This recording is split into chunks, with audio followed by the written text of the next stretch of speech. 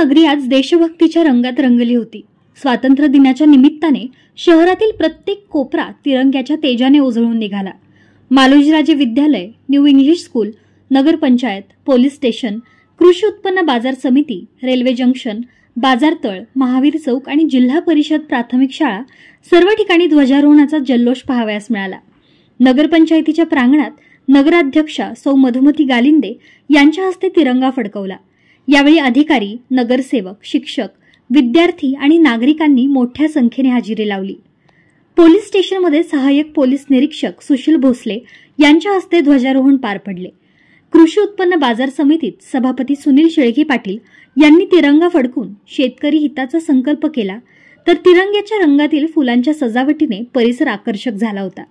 Lonand railway जंक्शनवर station master Hiraman Ramteke यांच्या हस्ते ध्वजारोहण झाले, तर प्रवासी आणि रेल्वे कर्मचाऱ्यांनी उत्साहाने सहभाग घेतला होता।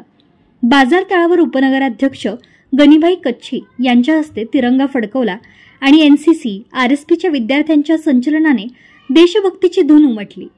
लेझिम आणि नाट्य कलाकृतींनी वातावरण भारावून गेले होते।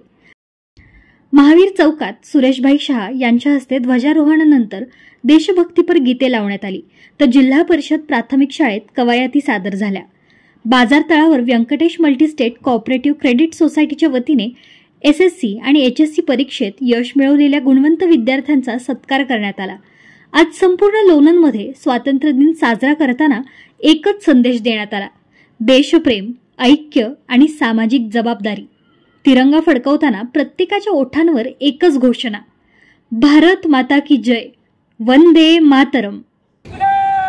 शिवसाहेबांना विनंती आहे की कृपया मानवंदना घेण्यासाठी आपण समोर उपस्थित राहावं।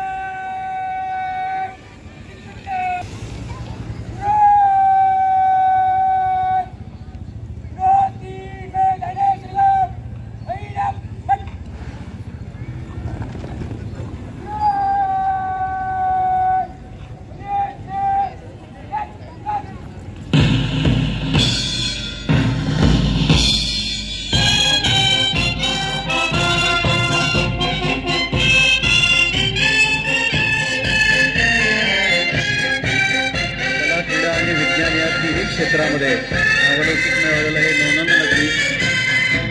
क्रीडा क्षेत्रामध्ये